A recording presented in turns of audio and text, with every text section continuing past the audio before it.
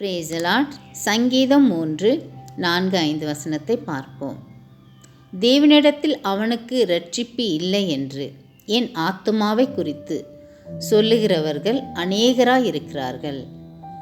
ஆனாலும் கர்த்தாவே, நீர் என் கேடகமும் என் மகிமையும் என் தலையை உயர்த்துகிறவருமாயிருக்கிறீர். ஆமேன்.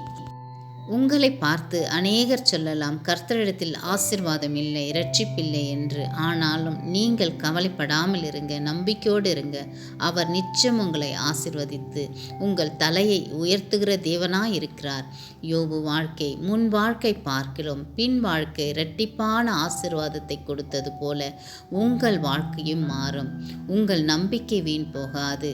உங்கள் தேவனான கர்த்தர் மிகவும் வல்லமையும் இரக்கமும் கிருபையும் நீண்ட சாந்தமும் பொறுமையுள்ள தேவன். அவர் தன்னுடைய பிள்ளைகள் உள்ளங்கையில் வைத்து வழிநடத்துகிற தேவன். உன்னை தொடுகிறவன் என் கண்மணியை தொடுவது போல் என்று வாக்குறுதி சொல்லுகிற தேவன். நிச்சயமாக அவர் உங்களை விடுதலையாக்கி இரட்சித்து உங்களை ஆசீர்வதிப்பார். உங்கள் துக்கங்கள் சந்தோஷமாய் மாறும். ஆமேன்.